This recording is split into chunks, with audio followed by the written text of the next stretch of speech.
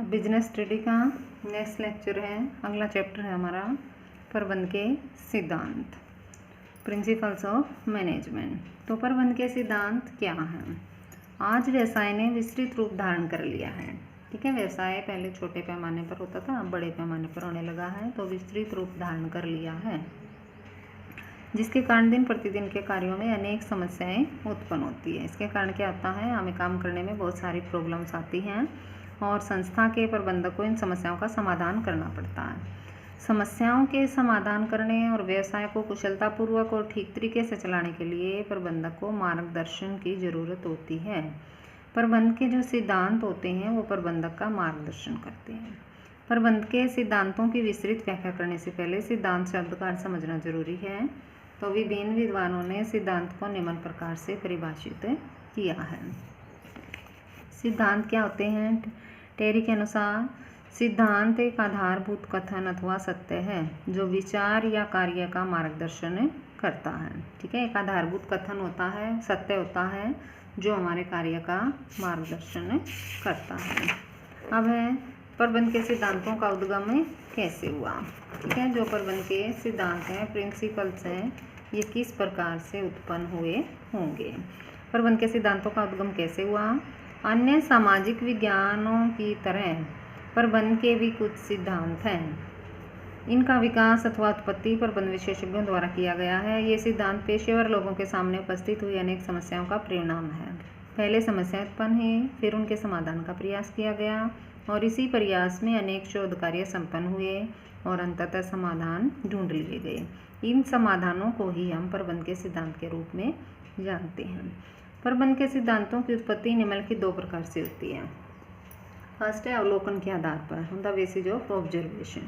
तो ऑब्जर्व करना क्या होता है? किसी चीज़ को लगातार कई बार देखना और उसके आधार पर कोई निष्कर्ष निकालना।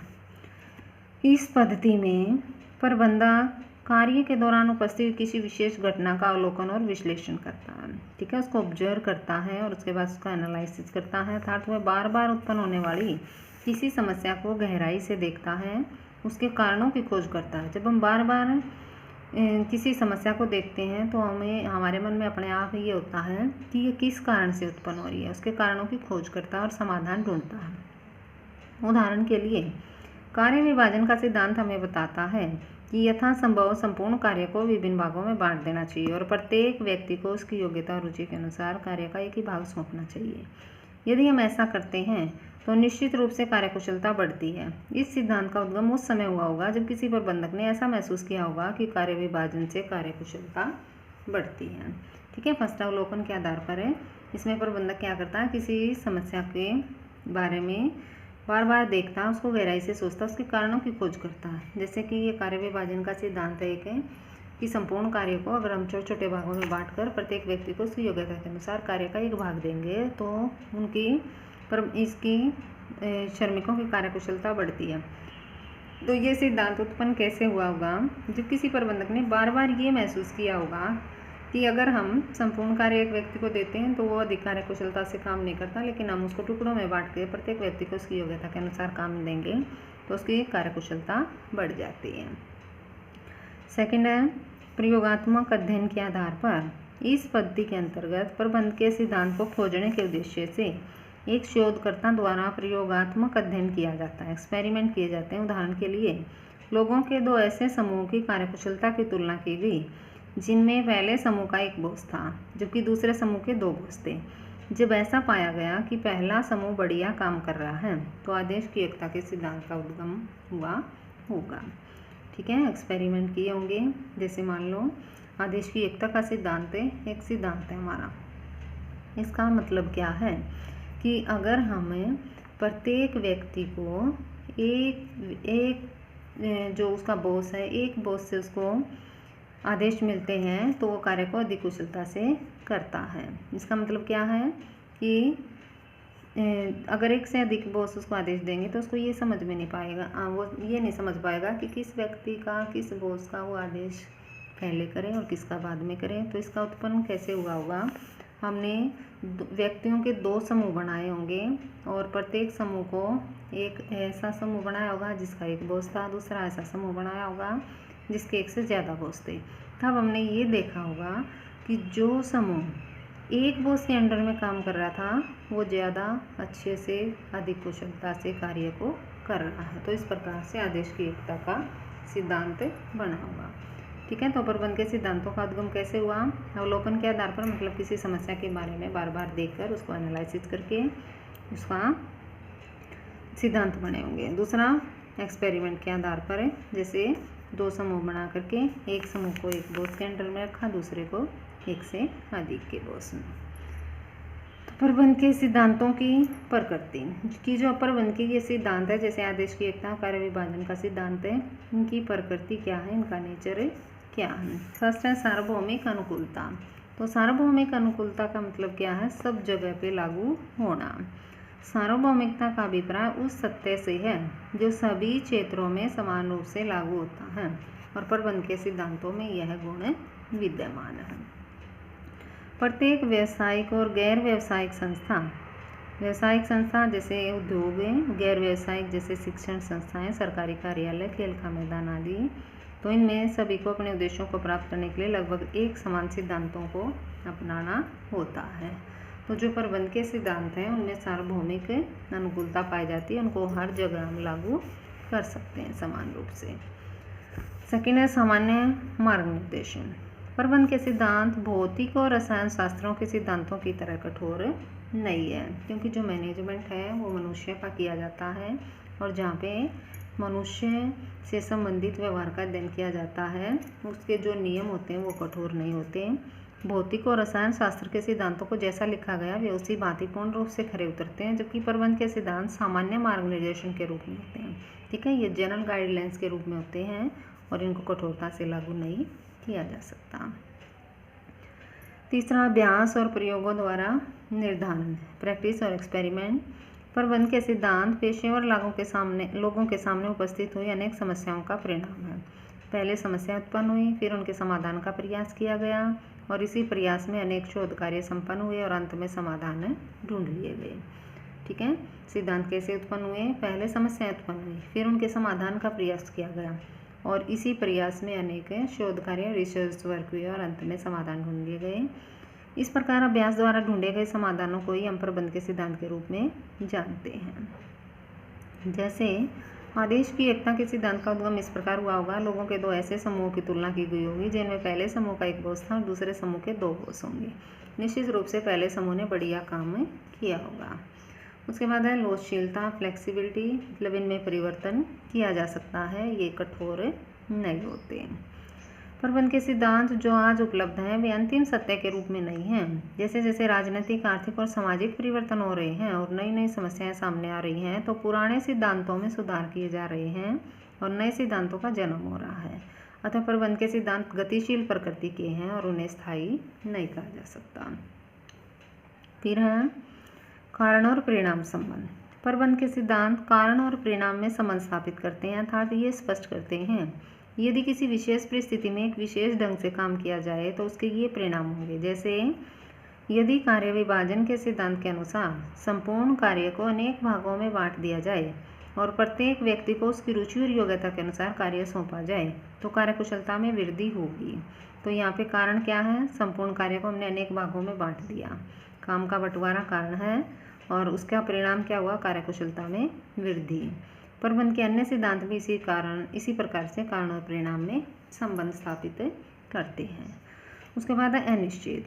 प्रबंध के सिद्धांत निश्चित नहीं है, इन पर परिस्थितियों का प्रभाव पड़ता है, अतः परिस्थितियों के अनुसार इन्हें लागू करने या न करने का निर्णय लिया जाता है। उदाहरण के लिए कार्य विभाजन के सिद्धांत के अनुसार एक कर्मचारी को कुल काम का एक विशेष हिस्सा ही बार बार सौंपना चाहिए ताकि उसकी कार्यकुशलता में वृद्धि हो, लेकिन यदि एक ही काम को बार बार करने से वह तंग आ चुका है तो इस सिद्धांत को लागू करने से लाभ प्राप्त नहीं होगा, इसलिए इसमें परिवर्तन की आवश्यकता होगी।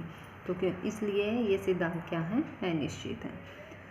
तो सिद्धांतों की प्रकृति में यही आएगा। फर्स्ट है इनकी सार्वभौमिक अनुकूलता, सभी क्षेत्रों में समान रूप से लागू होते हैं। सामान्य मार्ग निर्देशन, मतलब इतने कठोर नहीं होते, केवल गाइडेंस के रूप में काम करते हैं, गाइडलाइंस के रूप में। अभ्यास और प्रयोगों द्वारा निर्धारण, प्रैक्टिस और एक्सपेरिमेंट है, उनमें फ्लेक्सिबिलिटी है, और कारण और परिणाम में संबंध और अनिश्चित है। फिर प्रबंध के सिद्धांतों का महत्व।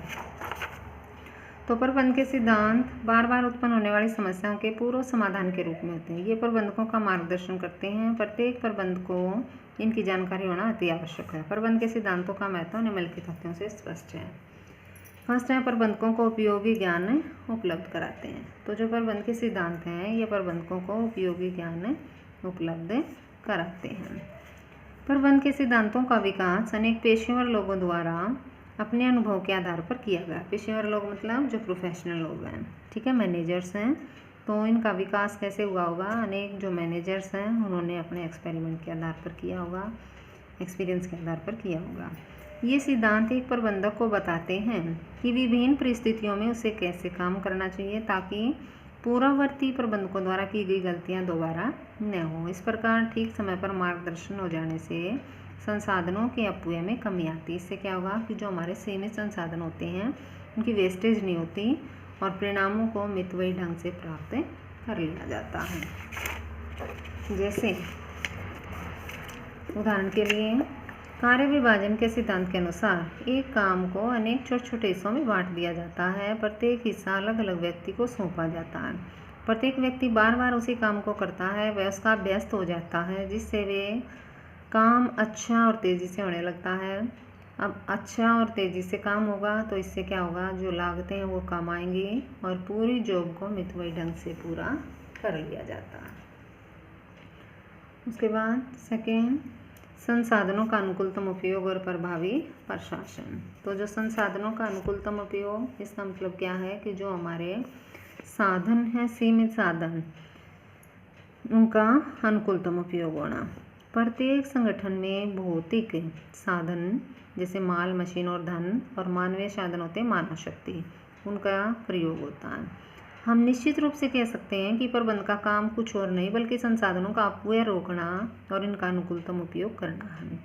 ठीक है, मैनेजमेंट का काम क्या है कि इनकी वेस्टेज रोकना और उनका अनुकूलतम उपयोग होना, सबसे ज़्यादा उपयोग होना। और ऐसा तभी संभव है जब एक प्रबंधक प्रबंध के सिद्धांतों को व्यवहार में लाए। उदाहरण के लिए आदेश की एकता के सिद्धांत के अनुसार एक समय पर एक कर्मचारी का एक ही बॉस होना चाहिए। एक से अधिक बॉस होने पर वह ठीक से काम नहीं कर पाएगा, परिणामतः मानव शक्ति का हनन होगा। अतः यदि हम चाहते हैं कि मानव संसाधन का अनुकूलतम उपयोग हो तो इस सिद्धांत का पालन करना ही होगा। इसी प्रकार अनेक दूसरे सिद्धांत अन्य संसाधनों के अनुकूलतम उपयोग को सुनिश्चित करते हैं। तीसरा पॉइंट है वैज्ञानिक निर्णय। वैज्ञानिक निर्णय का अर्थ है एक संतुलित निर्णय। प्रबंध के सिद्धांत प्रबंधकों को आवश्यक प्रशिक्षण प्रदान करते हैं, ठीक है, उनको एक तरह से ट्रेनिंग देते हैं ताकि वे वैज्ञानिक निर्णय ले सकें। प्रबंध के सिद्धांतों के अभाव में प्रबंधकों को भूल और सुधार पद्धति को बनाना पड़ता। अगर सिद्धांत नहीं होते तो भूल सुधार विधि, मतलब भूल होगी उसको सुधार कर लिया और उसमें संशोधन कर लिए। इस पद्धति के अनुसार पहले कोई कार्य करके देखो, गलती होने पर पुनः दूसरे तरीके से करो। इस प्रकार जब तक भूल का सुधार न हो जाए करते रहो। यह पद्धति उपयुक्त नहीं है, अतः प्रबंधकों के सिद्धांतों की जानकारी देकर प्रशिक्षण दिया जाता है जिससे वे वैज्ञानिक निर्णय लेने योग्य बनते हैं। जैसे अधिकार और उत्तरदायित्व का सिद्धांत बताता है कि जब अधीनस्थ को कोई जिम्मेदारी सौंपी जाए तो उसे पूरा करने के लिए पर्याप्त अधिकार भी सौंपे जाने चाहिए। ऐसा होने पर ही अधीनस्थ आवश्यकता पड़ने पर वैज्ञानिक निर्णय ले पाएगा। ठीक है, उसके बाद है बदलते वातावरण की आवश्यकताएं पूरी करना। आज वही व्यावसायिक इकाई जीवित रह सकती है और विकास कर सकती है जो तेजी से बदलते वातावरण के साथ कदम से कदम मिलाकर चले, क्योंकि जो व्यावसायिक वातावरण है उसमें समय के अनुसार परिवर्तन होते रहते हैं और आज वही व्यवसाय जीवित रह सकता है जो बदलते वातावरण के साथ कदम से कदम मिलाकर चले। व्यवसाय के प्रत्येक क्षेत्र जैसे उत्पादन, विपणन आदि में दिन प्रतिदिन नई तकनीक प्रवेश कर रही है। जो प्रबंधक इस परिवर्तन को समय रहते भांप लेता है वहीं प्रतियोगिता का सामना करने में कामयाब रहता है। प्रबंध के सिद्धांत प्रबंधकों को इस चुनौती का सामना करने के योग्य बनाते हैं। जैसे निर्देश की एकता एक सिद्धांत है ये। इसका सिद्धांत बताता है कि एक जैसे उद्देश्य वाली सभी क्रियाएं एक ही प्रबंधक के निर्देशन में संपन्न होनी चाहिए। ऐसा करने पर प्रबंधक अपने अधीन हो रही सीमित क्रियाओं में हो रहे परिवर्तनों का विस्तृत जानकारी रख सकेगा। एक ही प्रबंधक के अधीन भिन्न उद्देश्यों वाली क्रियाएं किए जाने पर वह किसी भी क्रिया में हो रहे परिवर्तनों को बलिप्रकार नहीं समझ पाएगा। फिर है सामाजिक उत्तरदायित्व पूरा करना। प्रबंध के सिद्धांत प्रबंधकों की कार्यकुशलता में वृद्धि करके उनके सामाजिक उत्तरदायित्व को पूरा करने में मदद करते हैं। अधिक कुशल प्रबंधक अच्छी किस्म की वस्तुएं उचित दामों पर और हर समय उपलब्ध कराते हैं। जैसे उचित पारिश्रमिक का सिद्धांत। उचित पारिश्रमिक का सिद्धांत है उसका मतलब क्या है कि जो हर एक कर्मचारी है उसको उसकी योग्यता के अनुसार पारिश्रमिक दिया जाना चाहिए। कर्मचारियों को उचित पारिश्रमिक देने की वकालत करके प्रबंध के कर्मचारियों के प्रति उत्तरदायित्व को पूरा करने में मदद करता है। और लास्ट है प्रबंध प्रशिक्षण, शिक्षण और शोध, management training, education and research. तो प्रबंध के सिद्धांतों से हो रहे लाभ शोधकर्ताओं को उनमें और अधिक सुधार की प्रेरणा देते हैं। प्रबंधकों का दृष्टिकोण ऐसा बन गया है कि वे जाने अनजाने कुछ नया करने में लगे रहते हैं, कि जो मैनेजर्स होते हैं वो अपना रिसर्च में लगे रहते हैं। अर्थात प्रबंधकों का शोध और विकास का दृष्टिकोण बनता जा रहा है। इससे प्रबंधकीय ज्ञान अधिक ठोस और वैज्ञानिक बनता है। प्रबंधक के सिद्धांत प्रबंधकों के सैद्धांतिक और व्यवहारिक ज्ञान में वृद्धि करके उन्हें शिक्षण और प्रशिक्षण भी उपलब्ध करा रहे हैं। जैसे प्रबंध के सिद्धांतों के फलस्वरूप प्रबंधकों के दृष्टिकोण में आए परिवर्तन का लाभ उठाने के लिए अनेक बड़ी कंपनियों ने रिसर्च एंड डेवलपमेंट डिपार्टमेंट स्थापित किए, जिससे विपणन, उत्पादन, वित्त आदि क्षेत्रों में अनेक नई पद्धतियाँ प्रकाश में आई। ठीक है, ये हो गए प्रबंध के सिद्धांतों का महत्व कि सिद्धांत किस प्रकार से व्यवसाय में हमारे लिए सहयोगी बनते हैं। ठीक है।